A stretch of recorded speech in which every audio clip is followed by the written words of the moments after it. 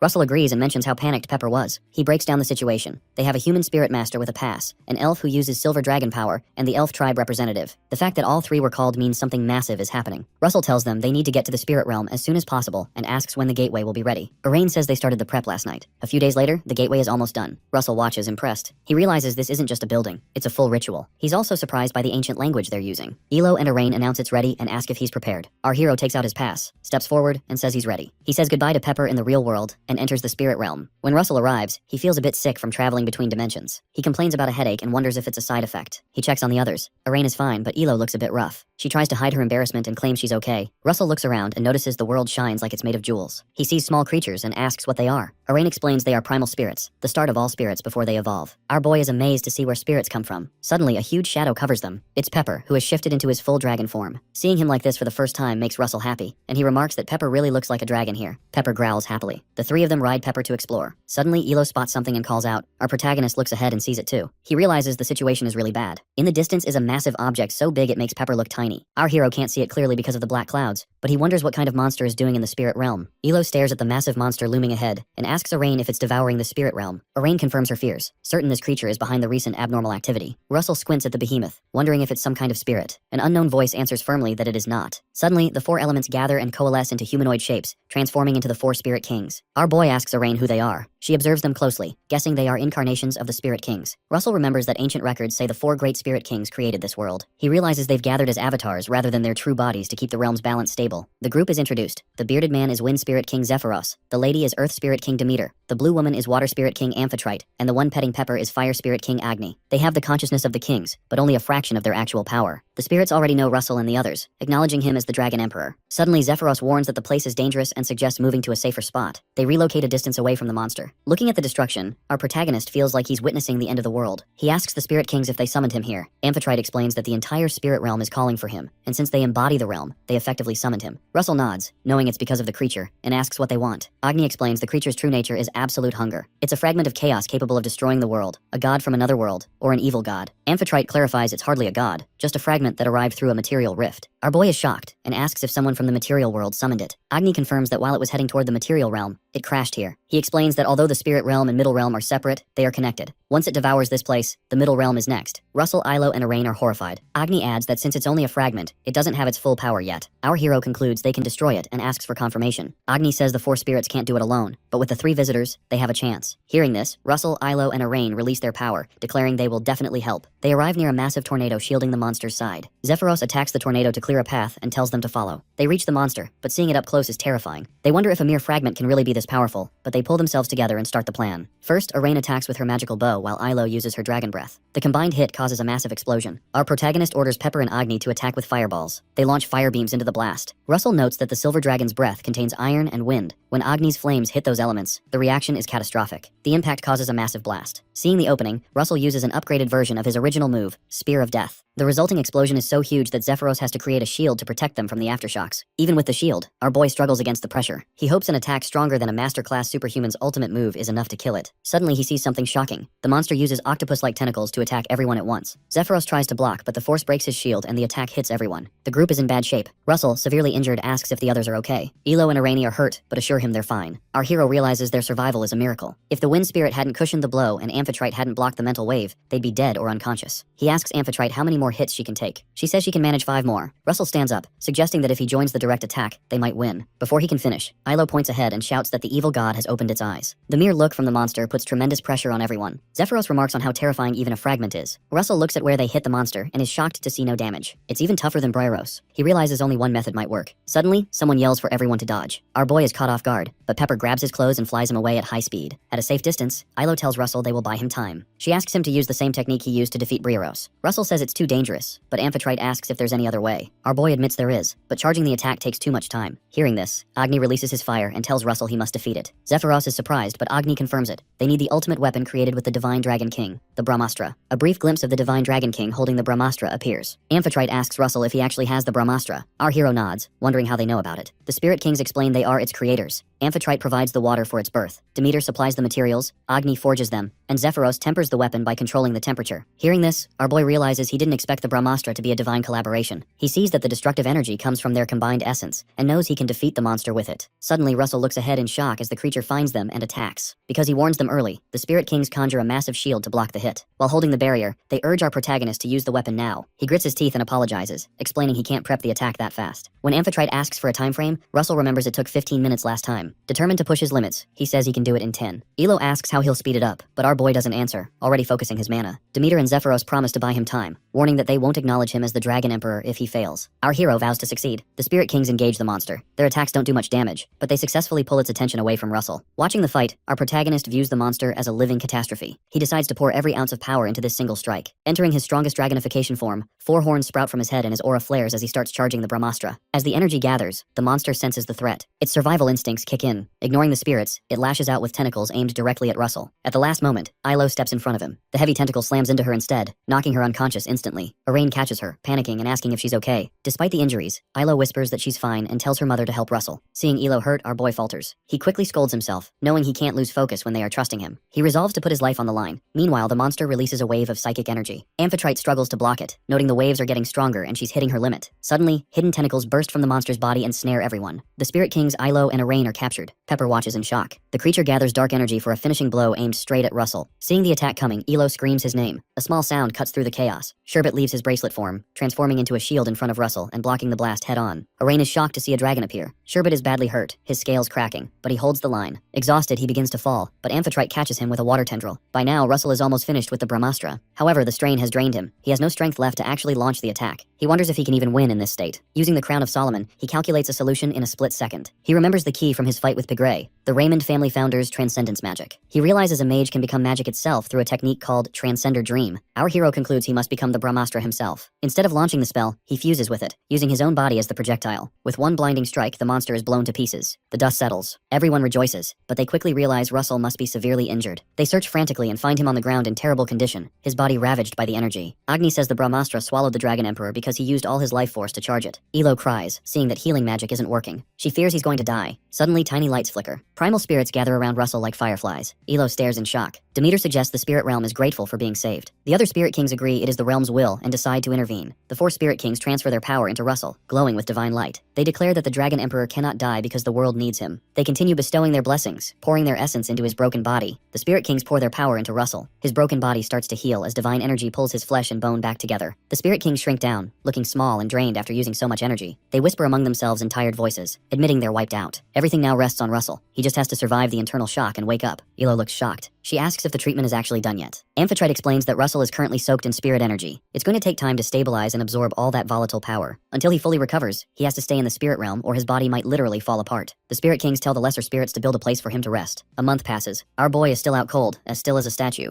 Ilo, who hasn't left his side, gets up to go find some medicinal herbs. Pepper and Sherbet are playing nearby and follow her out, their chirping fading into the distance. With the room empty, the focus shifts to Russell's mind. Inside his mental landscape, our protagonist is stuck in a never-ending fight against the monster. He fires off the Brahmastra and the creature turns to dust. But the kickback from the magic is too much. It melts his organs and kills him. Immediately, his eyes snap open again. Time rewinds to the moment right before he died. Russell tells himself he's killed this thing hundreds, maybe thousands of times. The result is always a tie where they both die. He's tried every trick and strategy he knows, but death feels like a wall he can't climb. With a fresh burst of grit, he casts Brahmastra again. He knows there's a way to use its full power without dying. He just hasn't cracked the code. Right now, his power isn't enough to handle the blowback. Still, Russell charges the monster with everything he has. He knows if he doesn't use Transcender Dream, the monster kills him. If he does use it and wins, the spell itself kills him. It's a brutal cycle. He wonders what his master or the founder of Transcendence magic would do in a mess like this. Suddenly, it clicks. He realizes Transcender Dream isn't just a power boost. It's about letting go of his physical limits and rebuilding his very existence out of pure magic. Our hero is stunned by the idea. He remembers that Transcendence magic is supposed to ignore the laws of heaven and earth. Using that logic, he decides to ditch his physical form and rebuild himself with the same properties as the Brahmastra itself. As he commits, thousands of magic formulas for the spell swirl around him and etch themselves into his soul. It hurts like hell, but he tells himself he can do it. He has to. Pushing through the pain, he sees a glowing shape in the dark void. He's shocked to see it's his 8th circle, finally fully formed. Back in the real world, Elo is searching for herbs when a massive explosion rocks the house where Russell is staying. The peace is totally shattered. Pepper, Sherbet, and Ilo freeze in fear. Standing in the middle of the blast zone is Russell. He's awake and trying to keep his new 8th circle from spiraling out of control. He realizes he's overflowing with mana and can't believe how much power he's holding. Suddenly, system windows pop up. Since the Spirit Kings gave him their blessings, his mastery over all elements has hit the ceiling. Russell is stunned, wondering if they really gave him all this while he was asleep. Since the mission is technically done, more alerts appear. He can now use dragonification to turn into a full dragon, not just a hybrid. Our boy is hyped but stays grounded. He reminds himself that while he can transform, he could get hurt if he's not careful. Moving in a brand new body takes time to learn. Like a kid growing up, you start clumsy and get smoother with age. He knows he'll need patience to master the dragon form. Just then, Elo runs up and gives him a massive hug, crying her eyes out. She tells him she's so glad he's finally awake and talks about how worried they all were. Pepper and Sherbet jump on him too, chirping with relief. During the reunion, a voice drifts through the air. The Spirit Kings are watching, teasing the couple about what a beautiful sight it is, and telling them to keep going. Amphitrite jokes that they ran over because they thought something exploded, but maybe they're just crashing a moment. Elo turns bright red and hides behind Russell, stuttering that she's just happy he's okay. Agni laughs and says the Dragon Emperor looks pretty cool. Demeter is just glad to see the power boost, noting that Russell didn't just recover, he perfectly absorbed their essence. Russell gives them a sincere thank you. Amphitrite steps up and asks the Dragon Emperor for his hand, so the uninvited guests can head out. Russell reaches out and the Spirit Kings give him one last spark of energy. A glowing mark appears on his palm. The spirits explain that the mark is a direct link to them. He can use it to summon them to the material world, but Agni warns him to be careful. It's a one-time deal. Our protagonist thanks them for the massive gift. To himself, he knows summoning the Spirit Kings is a total game changer, a trump card he needs to save for a real emergency. Suddenly, it hits him. He asks Elo how long he's been out. She tells him it's been a month. Russell panics. There's a massive war happening in the human world, and being gone for a month is a disaster. He asks Ilo to open a wormhole right now. Elo hesitates, not sure what to do. Seeing how stressed he is, the Spirit Kings use their own power to tear open a portal. Since it's time to go, they invite them to come back and visit once the war is over. Russell thanks them for everything and steps through. Over in the human world, Alan is waiting anxiously when Azalan shows up. Alan is surprised to see him. Azalan asks how much longer he's going to wait, mentioning that Lady Arain said Lord Russell was healing in the spirit realm. Alan looks stressed. He explains that the king gave strict orders to bring Russell back ASAP because everyone is fearing the worst. As they talk, a huge surge of energy pours out of a wormhole, making the ground shake. Both men watch in total shock as Russell Raymond steps out of the light. At Laviton Fortress in Endymion's eastern territory, soldiers swap shifts with tired movements. The fresh, nervous recruits ask the veterans for an update. The older soldiers explain a level 1 alert is active. They grumble about the massive workload and vent their frustration at the Empire for dragging them into this mess. As they talk, the ground starts shaking. A huge horde of undead shows up, so many they block out the horizon. The sight of that many monsters sends the soldiers into a panic. The scene shifts to Russell and Alan flying toward the capital on Pepper. Alan fills Russell in on the Empire's surprise attack. Our protagonist looks worried and asks about the damage. Alan says 9 territories were hit and 3 are totally gone. He mentions they took back 4, but fights are still breaking out in the last 2. Russell gets angry and asks how the capital is handling it. Alan says the king ordered the whole army to get ready for war. This force includes Sir Ares and the Beast King, who are heading out today. Hearing this, our boy tells Pepper to floor it toward Endymion. Later at the royal palace, the king asks his butler if there's any word from Duke Russell Raymond. The butler says no. The king wonders who will lead the 5th army since Russell is missing. He looks stressed and says they have to pick Muya. He explains that while Muya is strong, she isn't really built for leading an army. He really wanted Russell for the job and worries about him, wondering how bad his injuries are after being in the spirit realm for a month. He prays for Russell to make it back safe. The king goes to talk to his troops. A massive crowd of soldiers and superhumans waits for him. He starts his speech, saying the Empire's attack caused huge losses and killed many civilians. To honor the dead, King Alfonso Rathmos declares full-scale war on the Britannia Empire. The soldiers go wild cheering. The king gives the superhumans their orders. Flame Tower Master Daria Snow White is named commander of the 1st army and the overall boss of the forces. Sir Gillian and Sir Ares take the 2nd and 3rd armies. Yellow Tower Master Nicolo gets the 4th. Before he can name the 5th army leader, a huge explosion rocks the area behind the soldiers. Everyone jumps, but the king smiles when he sees the source. Emerging from the smoke is Russell. Grand Duke Russell Raymond greets the king. Daria is shocked at how much Russell has leveled up. She can't believe he reached the 8th circle in just a month. Everyone else is just as stunned by how fast he's growing. Muya is just happy to see him. Our hero says sorry for being late. The king tells him to stand up, saying just having him back is enough. He officially makes Russell the commander of the 5th army, and Russell accepts. The king also puts the Blue Tower Master on capital defense and the White Tower Master on logistics. With the team set, the king orders the army to move out and hit the Empire. Afterward, Russell and Daria catch up. Russell explains what went down in the spirit realm. Daria is shocked that monsters from other worlds can cross over. Russell says he took notes on the spirit realm and will show her after the war. Daria praises him, but she feels uneasy thinking about his journey. It feels weird to her how he coincidentally gets stronger every time, like his path is already set. As a mage, she doesn't believe in destiny, but if it's real, she's worried for him. She pivots and tells Russell that someone else will handle the day-to-day leading because their roles are different. Our boy is confused. Daria explains that a normal commander leads troops, but they were given authority to keep the Empire's superhumans in check. Basically, they have the freedom to do what they want on the battlefield. She warns him that even as an 8th circle magician, he needs to tell her before he goes off on his own. Russell agrees. As he leaves, Daria worries that if he has to deal with the weight of his destiny, she wants to be there to support him. That night at camp, Russell is in his tent when Muya walks in. Our boy asks what's going on. Muya says she wanted to see his face and brought a message. Russell asks what it is. Muya gets annoyed, asking if he ever thinks about anything besides work. She complains that they haven't seen each other in forever, and he didn't even say hi properly. Russell apologizes, a bit intimidated by her tone. Muya gets right in his face. She sniffs him and says his scent is way stronger now, asking what happened. Our protagonist blushes and backs off. He realizes Muya noticed the change immediately. He asks about the message again. Muya says he should have greeted Princess Hecate first, and tells him Hecate waited for him the whole time he was gone. Russell says he's sorry, but the situation was so bad he had to rush to the front lines. Muya calls him a bad man, but hands over a letter from Hecate anyway. She says she hates doing this, but it's the last time. Our boy is happy to get the letter and starts reading. Hecate wrote that she knew he'd go straight to the war. Russell laughs at that. She says she understands and accepts it since she chose him. She apologizes for writing during a war, but says she wanted to check on him since she heard he was hurt. She tells him she's praying for him and orders him to come back in one piece. Reading how much she cares makes Russell feel emotional, and he says sorry to her in his head. Later, at the Empire's Dragon Fortress, a group of shady people watch from the shadows with evil smiles. They whisper that this famous fortress is about to become Russell Raymond's grave. At the Dragon Fortress, the Lord hears that a massive army from Endymion led by Russell Raymond is closing in. He is terrified because he knows exactly what Russell can do. However, he's under the impression Russell is still a 7th circle magician, not realizing our hero has already hit the 8th circle. 3 mysterious figures show up and tell the Lord he can relax because they've arrived. They turn out to be the Boar brothers, masters from the Galmanium Tower. The oldest, Stro Boar, acts pretty arrogant and says they aren't about to hand over their fortress to some kid. The Lord welcomes them but still feels uneasy. He points out that their enemy is a 7th circle transcendent being, while the brothers are only at the 6th. The second brother, Wood Boar, lets him in on a secret. They've mastered an ultimate magic that the world doesn't know about yet. The third brother, Brig Boar, gets annoyed that the Lord is even doubting them. Relieved to hear about this secret magic, the Lord asks for the plan. Strobor explains they need to shift the battlefield to their advantage first. He asks for total support and promises not to let the Lord down. The Lord agrees to give them whatever they need. The 3 brothers grin, plotting to teach the kid a lesson that will cost him his life. Back at the camp, Muya's shouting is so loud it scares the guards. She asks Russell if he's really trying to send her somewhere else. Our protagonist explains that placing a transcendent being like her in a different spot is more effective than moving 8,000 troops. Muya doesn't care. She just wants to fight by his side. Russell cuts a deal. If she listens now, he'll duel her once a week after the war. She immediately cheers up and heads out. Watching her go, our boy laughs to himself, thinking she hasn't changed one bit. He then turns his focus to the fortress. The Endymion army arrives but can't find a clear opening. Since the ground in front of the gates is a flat plain, they're sitting ducks for anyone watching. Bannon, a staff officer, suggests a small detachment for a front-end strike since they'd be harder to spot. Russell agrees to the plan of taking out the surveillance first, but worries the soldiers would be in too much danger. He decides he'll just infiltrate the interior himself. Suddenly, a soldier spots the Imperial forces calling for a duel challenge. Russell is surprised. A duel usually means a one-on-one between reps, and he figures they're just stalling. It feels off that they'd ask for a duel while hiding behind walls. The staff officer feels the same way. Russell realizes they are baiting him specifically. The gates swing open and a bunch of mages from the Galmanium Tower march out. An officer warns Russell that these brothers are known for being cruel. Another points out how weird it is that they brought an entire magic corps for what is supposed to be a solo duel. Our protagonist senses a trap. He knows they still think he's only 7th circle, so he decides to take the bait. The staff officer panics and tells him to wait, but Russell says the enemy is too confident and they need to capitalize on that. He tells his army to back off to stay safe and walks toward the fortress alone. Seeing the army retreat, the Boar brothers start laughing. Strobor calls them cowards. The second brother wants to just wipe them all out right now, but Stro stops him, noting the enemy formation is ready for a counterattack. Woodboar decides to use sound magic to talk trash, calling Russell a scared kid and a coward. This pisses off everyone on Russell's side. Our boy hops off his horse and tells his officers he's going in to shut them up. In an instant, Russell is standing right in front of them. The brothers are thrilled they lured him in. Strobor mocks him, saying kids are easy to play. Russell hits back, telling them that even with a lifetime of training, they're still weaker than him. He calls them old men with one foot in the grave who talk too much. Wood and Brigg see red, but Stro tells them to settle down since Russell is about to die anyway. He orders the formation to start. All the mages begin dumping their mana into Stro, and his power levels skyrocket. Our hero realizes they're going all out. Stro brags about his ability to absorb his team's energy, claiming he's now way beyond his actual rank. He launches a rapid-fire attack. Russell has to work to dodge the barrage. Stro keeps taunting him and throws a flamestorm. Russell counters with a fire blast, causing a massive explosion. Stro gives him a tiny bit of credit, admitting he might actually earn his title. While blocking, Russell stays calm and analyzes the situation. He notices Stro isn't even winded despite using huge spells, meaning that infinite mana pool is a problem. He decides he needs to take out the source, the magic core. Russell fires off a Corano spell at the other mages. Stro curses him and uses Destruction of Animoy to whip up a tornado to block it. He thinks he's safe, but then notices the mages behind him are getting hit anyway. His smile disappears. He realizes our boy used time layer magic to hit the formation without him even seeing it. Stro screams that Russell is trash and vows to kill him. As he gears up for another strike, our hero prepares to drop the hammer. Russell decides it's time to stop holding back since these guys clearly have no idea who they're dealing with. Strobor unleashes a magic spell to crush his opponent. Russell dodges the barrage easily and lands on the ground. He immediately casts Earthquake, targeting the group of magicians supporting the eldest brother. The ground splinters and the attack badly injures the supporting mages, breaking their formation. Seeing this, Strobor starts to worry. If this continues, their shared mana pool will run out. Desperate, he attacks Russell again. Our boy smiles and counters with Frost Avalanche. A wave of freezing energy crashes forward. Strobor is shocked to see Russell use such powerful ice magic. While blocking the attack, he realizes the brat has used fire, earth, and now ice magic, all at full power. Plus, his casting speed is incredible. He understands too late that underestimating our protagonist was a grave mistake. He prepares his strongest attack to end the fight instantly. However, before he can act, our hero casts Wild Charge. The spell bypasses Strobor and hits the mages standing behind him instead. Seeing his comrades injured and unable to help, Strobor makes a cruel choice. He begins forcefully draining their mana to refill his own. This causes his allies intense pain. They beg him to stop, but he ignores them and drains them dry. Using the stolen power, Strobor uses his signature move, Destruction Octopus. Dark tendrils of energy lash out. Russell shakes his head, noting that a technique created by sacrificing others has no foundation, even if it is inspired by ancient magic. He says he has to destroy it and uses Mantis Slayer to attack. The two attacks collide violently. When the smoke clears, our boy stands unharmed, but Strobor is in terrible shape with his spell shattered. He screams in disbelief, wondering how Russell dared to destroy his most powerful attack. He tries to gather mana for another strike, but his reserves are empty and his allies are down. Our protagonist approaches him, ready to strike. He mocks Strobor, asking if he is out of mana. The mage tries to stop him and pleads for his life, but Russell uses flame cannon. A beam of fire pierces Strobor, killing him. Afterward, inside the fortress, Count Mayhem paces anxiously. He is worried because there is no movement from the Galmanium Tower mages. A guard suggests they might still be fighting. Suddenly, our hero appears on the fortress wall, looking down at them. He announces that victory is already decided. He asks if the man is Count Mayhem, and tells them to surrender peacefully so no one gets hurt. Hearing this, Count Mayhem curses him. He asks how Russell dares to show up and mocks him for thinking he can handle an entire fortress just because he beat a few mages. He orders his knights to behead the intruder. Our boy sighs, saying that if they want to fight, they'll get one. He uses firewood soldiers to summon flaming constructs. A chaotic battle begins between the fire soldiers and the knights. A knight reports to the lord that the number of enemy soldiers is growing. Count Mayhem orders them to do whatever it takes because they cannot lose. However, Russell's fire soldiers are too strong for the knights. Despite this, the defenders refuse to give up because of the fortress's reputation. Seeing this, our protagonist decides to step it up. He uses another spell, Fire Giant King, to summon massive fire golems. The sight of the giants breaks the knights' morale. They panic and start fleeing. Even Count Mayhem is terrified. He screams, asking where the giants came from, and orders all knights to retreat and protect the western gate. Meanwhile, outside the walls, the Endymion army watches for a signal. Russell had instructed them earlier that after the main battle ends, he would use ice magic as a sign. When that happens, they must attack the fortress. Remembering this, Captain Bannon orders his soldiers to charge. Back at the fortress, our hero continues attacking with spells to clear the path. He knows that the longer the fight lasts, the more people will die. He decides to end it quickly. He spots Count Mayhem shouting orders to defend the gate and uses a spell to attack him. Blocking the attack, Count Mayhem uses an evil technique to increase his power, and his aura turns dark. He vows to end Russell's game today and attacks. Our boy dodges the blast, but the explosion hits the Lord's own soldiers, killing them instantly. Our protagonist is shocked. He scolds the Lord, saying that using such a technique in his own camp means he doesn't care about his allies at all. Count Mayhem keeps attacking, claiming that small sacrifices don't matter if he can kill the enemy commander. Our hero grows furious. He calls him a cowardly bastard and asks what the point of winning is if he sacrifices his own people. He uses Fireblade to block the Lord's next attack and breaks his sword. The force of the attack rebounds, flying straight toward the Lord. The attack rebounds with terrifying speed, striking Count Mayhem directly. The impact is fatal. Outside the walls, the Endymion army tries to breach the fortress gates, but the defenders fight back fiercely. The battlefield is intense, filled with the clash of steel and the roar of magic. Suddenly, the fighting stops. Russell stands on the high wall, holding up the severed head of the Lord for everyone to see. He projects his voice, announcing that Count Mayhem died by his hands. He promises that if they surrender now, they won't be harmed. Seeing their leader dead and their strongest mages defeated, the knights lose their will to fight. They drop their weapons and surrender. The Endymion army erupts in cheers, chanting our boy's name to celebrate the victory. Later, at the Guinevere Palace, King Alfonso Rathmos receives news that Russell conquered the Dragon Fortress. He expected success, but with our protagonist involved, he felt it was a certainty. However, as the king reads the report, something feels off. In centuries of conflict with the Empire, no campaign has ever been this easy. The king asks the Blue Tower Master about the movements of the Empire's superhumans and undead. The Tower Master reports no movement from the enemy superhumans yet. The undead are just guarding the borders and aren't acting aggressive. Hearing this, Alfonso suspects a trap. He orders the Blue Tower Master to investigate and tells the defense minister to keep all forces on high alert. Back at the fortress, our hero discusses logistics with Mr. Donovan, a staff officer. Donovan notes that usually, corpses and the wounded go to the rear unit, but regrouping with reinforcements is the wisest move here. Russell agrees, noting the delay is likely because so many Imperial soldiers surrendered. Donovan explains that over 3,000 soldiers gave up, which is way more than they expected. Our boy realizes the number of prisoners is too high to manage while moving. He agrees to wait for reinforcements to secure the captives and tells Donovan to proceed. Donovan salutes and leaves to relay the orders. Left alone in the quiet fortress, our protagonist smiles. He thinks this pause is the perfect chance to learn a new spell, 8th circle magic called Hellfire. Russell knows Hellfire is lost magic from a time when such power was forbidden. It is the peak of fire magic, capable of burning both the body and the soul. He remembers his master using something similar and feels ready to try it. He starts analyzing the magic chart, memorizing the formula and entering his world of consciousness to simulate the mana flow. Our hero discovers that Hellfire works like summoning magic. It doesn't just create fire, it pulls flames from another dimension. Russell starts the chant, his 8 circles spinning rapidly around him. As he chants, our boy feels sharp pain through his veins. The foreign mana clashes with his own, but he grits his teeth and endures it. He figures if he mastered the Brahmastra, he can handle this too. He focuses on the magic, compressing the volatile energy until the air shimmers with heat. A huge blast shakes the room. The smoke clears, and our protagonist holds a black flame, Hellfire, in his hand. He successfully charged the spell. He recognizes it as the flame that burns souls, but looking at the flicker, he thinks it needs more work before he uses it in a real fight. An idea hits him. He could combine it with his original magic and the Brahmastra. Russell immediately starts experimenting, merging the energies. Outside the room, the knights feel a massive pressure coming from the commander's quarters. Some think it's an enemy counterattack and grab their weapons. Donovan stops them, explaining the energy is coming from Russell. He warns that the mana is dangerous and tells them to be careful. A mage nearby looks at the aura leaking from the room in total terror. He stammers that it feels like a dragon. A bit later, the pressure fades. Russell plays innocent, pretending he doesn't know anything about the magical blast. Donovan says that isn't why he's there. He wants to request a detachment squad to cut off the Empire's supply line while the main army waits. Our hero asks if he will lead the mission. Donovan laughs and says keeping someone with his talent here to guard prisoners is a waste, so yes. He hands over a list of squad members. Scanning the names, Russell smiles, confident the mission will work. 3 days later, our protagonist stands at a meeting point in a dense forest. A squad member approaches from behind, surprised the commander is already there. Russell turns and greets him. It is Professor Hubert. Hubert speaks formally, bowing and saying it is an honor to fight alongside him. Our boy is surprised by the stiff attitude and tells the professor to relax. Hubert thanks him but stays respectful. He mentions it hasn't been long since their last mission together. Russell remembers the Keel Kingdom incident. Hubert looks back at that day with regret. He remembers how our hero was supposed to be his support, but Hubert ended up being useless while Russell handled everything. He worries he might get in the way again. Our protagonist reassures him, telling the professor not to say that because he's always been a support. Russell says firmly that without Hubert, he wouldn't be here. He would have died after being expelled from the academy if not for Hubert's help. Hubert blushes and suggests they get moving to hide his embarrassment. Russell laughs, lightening the mood. The group sets off, moving silently through the woods. At the Empire's supply line, the area is pitch black. Many undead warriors are on patrol. Russell, Hubert, and the squad reach the perimeter. Seeing the undead, our boy remarks that they don't need light to see. He attacks immediately to start the ambush. Seeing this, Hubert casts a fire serpent spell to light up the battlefield. Professor Hubert suggests burning all the supplies so the Imperial army can't use them again. Russell stops him and shakes his head. He points out that since the enemy stored so many valuable resources here, it would be a waste to destroy them. Instead, our boy orders everyone to put the supplies in their subspace pockets for their own use. A short while later, the team finishes looting the entire camp. Professor Hubert calculates their gains and tells Russell that with these supplies, their army can sustain a campaign for the next month without needing a resupply. Our protagonist agrees but warns that the Imperial army will definitely retaliate, so everyone must stay alert for a counterattack. As Russell speaks, he suddenly pauses because he senses a very strong presence. Seeing our hero clutch his head in pain, Professor Hubert asks what is wrong. Russell explains through gritted teeth that he feels a powerful, oppressive energy nearby. Meanwhile, at a distant ridge, a person stands in the shadows aiming a bow. He curses the Endymion bastards and vows to destroy them. He releases the string, launching a powerful attack. The single arrow splits into multiple projectiles in midair, raining down on Russell and his companions like a meteor shower. Chaos breaks out. Seeing the bombardment, our boy activates the Crown of Solomon and creates a massive shield to protect his squad. Russell realizes that every single projectile carries the power of the 6th circle. However, his companions are only 5th circle mages or lower, so they can't withstand this. He tries to use mana detection to find the attacker, but even after searching the area, he finds no trace. Our protagonist is shocked because his 8th circle detection range covers dozens of kilometers, yet the attacker remains invisible to his senses. Meanwhile, the attacker realizes that Russell is trying to find him using mana detection. He laughs loudly, revealing he holds a divine weapon called Boreas. He boasts that a lowly mage cannot find him because his weapon uses a different power entirely. He keeps attacking and increases the pressure. Blocking the barrage, our hero considers sending Pepper to find the attacker. However, he quickly drops the idea, fearing Pepper might get hurt by the mysterious weapon. The only option left is for Russell to use his mind's eye to locate the caster, but he also has to keep the barrier up to protect his team, and since he cannot do both at once, he starts to worry. Professor Hubert places a hand on our boy's shoulder and remarks that it looks like the commander needs help. The other squad members step forward, joining their mana to hold the barrier. Russell nods and quickly enters his mind realm to find the person responsible. Inside the mental landscape, our protagonist discovers why his mana detection failed. The energy attacking them is not mana, but divine energy. The divine power has taken the form of a serpent to hide the attacker. Russell is surprised. He expected a strong mage but never anticipated divine power. He decides to return to his body now that he has the location. Before he can leave, the divine serpent notices him. It approaches instantly and attacks without hesitation. Our hero is severely injured in the spiritual clash. The impact shows on his physical body as he suddenly vomits blood, terrifying Professor Hubert. In the mind realm, Russell's soul body is tightly squeezed by the serpent. He is shocked by the strength of divine power and feels helpless against it. Just as the serpent prepares to eat his soul, immense energy erupts from our boy's core. A system window appears. The Dragon Emperor's divinity has awakened. Due to the awakening of the Divine Dragon King's divinity, a majestic dragon emerges from Russell's soul body and starts consuming the serpent. Our protagonist is stunned. He realizes this is the Divine Dragon King's divinity. He wonders if he inherited this simply because he is the successor. He concludes that getting the Brahmastra was just one key to unlocking this true inheritance. The energy returns to Russell's body, reintegrating violently and making him scream in pain. Afterward, Russell wakes up in his physical body, clutching his head as the pain fades. Professor Hubert, deeply worried, asks if he is okay. Our hero immediately asks if the enemy has stopped attacking. Hubert confirms it but wants to know what happened. Russell realizes he cannot use that divine power again at will. He tells Hubert he will explain later, declaring that they must kill the attacker first, then rushes off toward the ridge. Meanwhile, the attacker suddenly weakens and collapses, his energy completely drained. His butler rushes to his side, asking what happened. The young master is shocked, wondering how his divine power vanished so fast. When he sees his divine weapon, Boreas, turning to dust, he panics and screams that this cannot be happening. Their family heirloom cannot end like this. While he panics, Russell arrives. Our boy looks at them and tells them he found where they were hiding.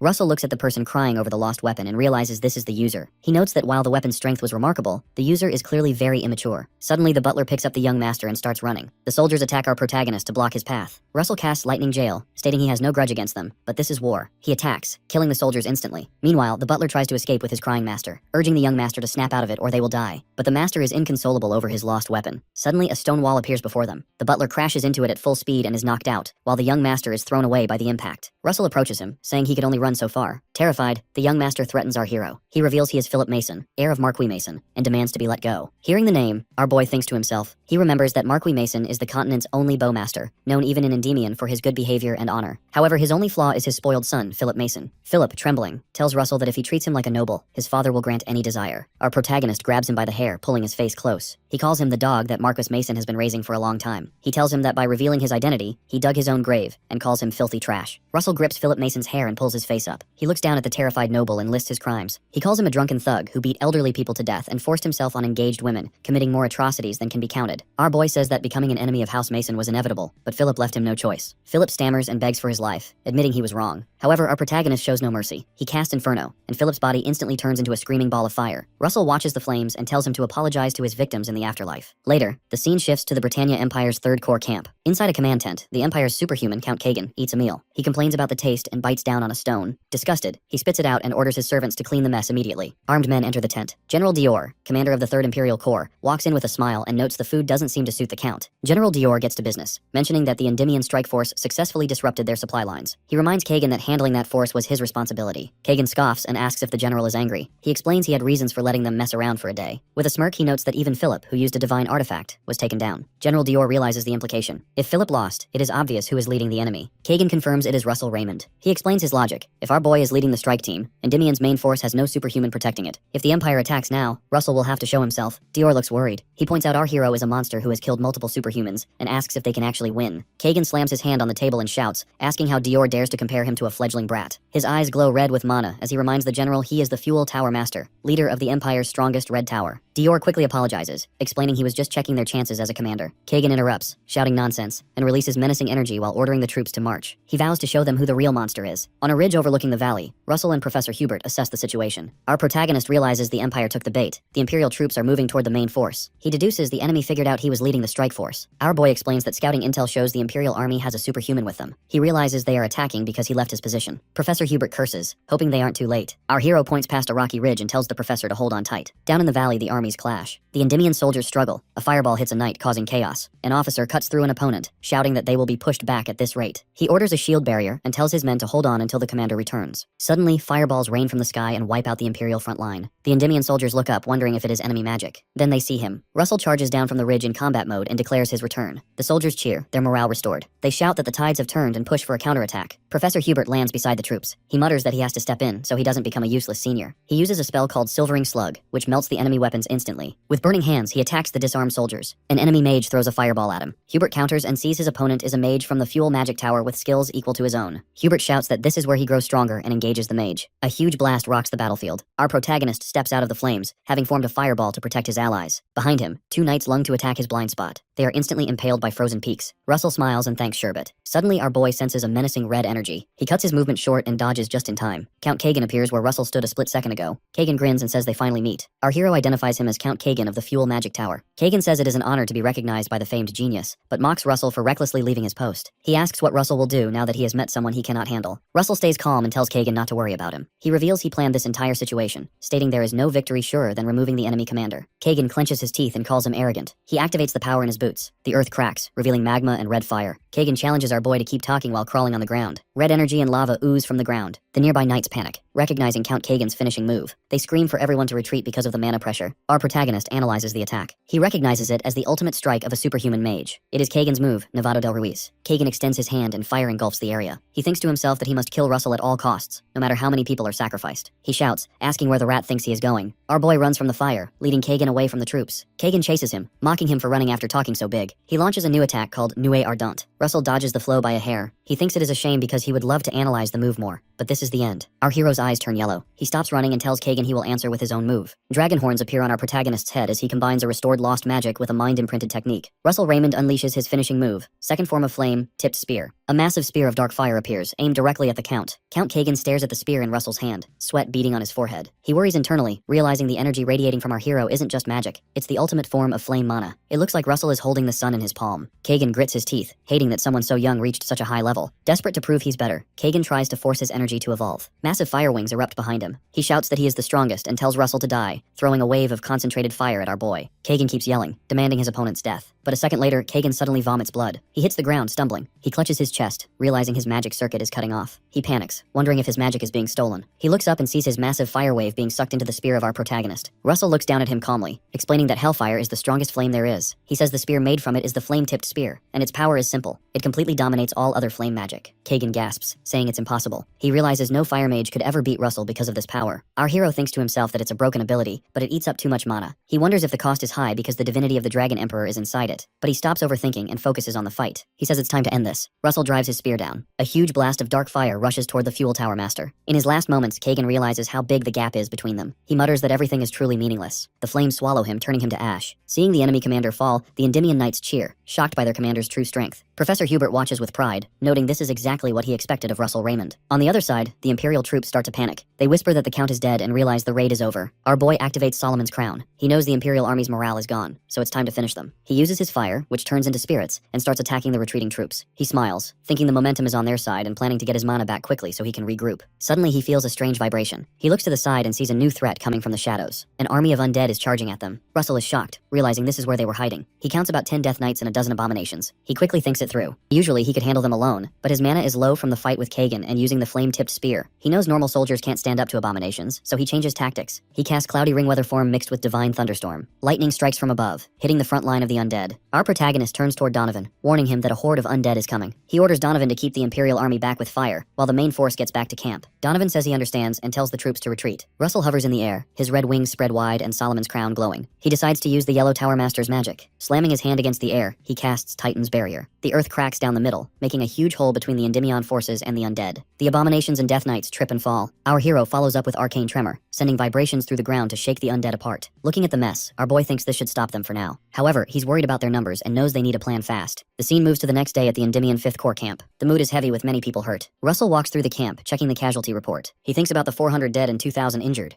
realizing how bad the losses are in a full-scale war. He wishes he had arrived sooner. Just then, a bandaged hand waves at him. Professor Hubert steps out of a tent and tells the commander to get some rest. Our protagonist asks his senior brother if his injuries are okay. Hubert laughs, saying if he looks this bad, the enemy must look way worse. He mentions the enemy is a total mess. Our boy smirks, seeing the professor is in a good mood despite being hurt. He asks if there was good news last night. Suddenly, he realizes something and asks if it's true. Hubert nods, glad Russell noticed. He explains this battle gave him the clue he needed to reach the 7th circle. He thinks if he pushes a bit more, he'll get there. Russell claps, happy for him. He says he knew the professor would do it. Hubert smiles, admitting it's a bit embarrassing to be praised by his junior. He asks Russell if he has time because he has a lot of questions. Russell asks him to wait at his tent, explaining he needs to finish checking on the soldiers first. Hubert agrees and tells him to take his time. As the professor leaves, our hero's face goes serious. He tells himself to finish this as fast as possible. Our boy flies into the air and lands in a quiet area far from camp. He speaks to the empty air, asking why the guest won't come out, or if he needs to go find them. The ground starts to shake and move. A figure bursts out of the earth. Our protagonist looks at the newcomer and sighs, asking what it is this time. Standing there is the corrupt dragon, Zillion Ryester. Regester looks at our boy, thinking to himself that he came searching for the Dragon Emperor after sensing the divinity, but the boy is still far from complete. Yet the dragon unexpectedly bows down. He introduces himself as Zillion Ryester, one who strayed from the path but has not forgotten his essence, and commands respect for the master of all dragons. Our protagonist is confused, wondering why the dragon is suddenly kneeling and what he is scheming. Ryester stands up immediately and clarifies that Russell should not expect reverence beyond this. He kneels only before the divinity of the Dragon Emperor, not the boy himself. He calls our hero nothing more than an incomplete vessel. Russell sighs, saying that if he disappointed him, he apologizes and asks what business Ryester has with an incomplete Dragon Emperor. With a menacing voice, the corrupted dragon says it is time to reveal how he fell. He begins his story. Long ago, far longer than a few thousand years, he waited to hatch. Even within the egg, Ryester possessed consciousness. He felt his mother's warmth and heard her voice, promising to return before he hatched. However, he learned much later that a great war between the giant tribe and the surface races was raging. His mother joined the battlefield, and an endless wait began. Centuries passed. The hatching period came and went, but his mother never returned. After several hundred more years, he realized he had been abandoned. Overcome by unbearable betrayal, he resolved to die. At that moment of despair, a mysterious figure found him. From that day until now, Ryester has lived as a corrupted dragon. Hearing this, our boy thinks to himself that even young and weak, a dragon is still a dragon. For someone to corrupt a dragon to that degree, the culprit must have been a transcendent, someone who claimed power through the ways of the cultists. Ryester speaks again, admitting he originally intended to use the divinity to escape the curse, but it seems our protagonist still has a long way to go. He states that while Russell possesses power, his attitude offers no desire to help. Ryester decides to remain nearby for now to allow the curse to weaken naturally. Before leaving, he gives one warning: beware of those at the heart of the empire. Our hero asks what he means, but Ryester vanishes into the sky, wishing the young dragon emperor fortune. Our boy returns to the camp, pondering the warning. He realizes heart of the empire must mean the cultists. He remembers their prophecy about covering the continent in blood and shadow, wondering what their ultimate goal is. Just then, Donovan runs up to him breathless. He says they have been searching everywhere. Russell asks what brings him here. Donovan reports that a message arrived from the main army, led by Master Dariah. Russell asks what it says. Donovan explains that the Imperial army has withdrawn from most of its forward bases and is gathering at a single location. Our protagonist realizes they are preparing for a full-scale war. Donovan confirms that all signs indicate a massive confrontation. Our boy analyzes the situation, calculating that the Imperial force is roughly 1.5 times larger than theirs. Including the Undead Legion, the difference is overwhelming. However, Endymion has 3 8th Circle mages, including himself. Since the Empire lost the Black Tower Master and he eliminated 3 of their superhumans, the fight is winnable. He identifies the variable, the Doom Knight, a supreme undead that surpasses a Death Knight and rivals a superhuman. If that project has been completed, victory is not guaranteed. Donovan adds more news. He states that instead of Sir Ares, the Blue Tower Master will join the battlefield. Our hero asks what happened to Sir Ares. Donovan explains the knight stayed behind alone to buy time for their retreat and suffered massive injuries, revealing the opponent was the Imperial Bowmaster. Our protagonist is horrified, thinking to himself that there is only one Bowmaster in the Empire, Marquis Mason, the former master of the Divine Archers and father of the scoundrel Philip Mason whom Russell killed. He realizes the Marquis has joined the war for revenge. Our boy asks about the main army's stance. Donovan replies that Commanding General Master Dariah says if the Empire wants a full-scale war, they shall gladly accept. A smirk appears on Russell's face. He thinks that is just like his master's way. He turns and commands the troops to deploy immediately. They will unite with the main army. 10 days later, late at night, undead roar on the ground below. Hovering above, our hero thinks this is bothersome. He has had 6 encounters in this area alone. He notices even spirit-type undead exist here, so he decides to imbue hellfire into his mana. He lights a small black flame in his hand and throws it. The undead are consumed by the flames of hell instantly. Meanwhile, the mages controlling the undead panic. They realize it is an ambush and try to retreat, forgetting their formation. However, before they can escape,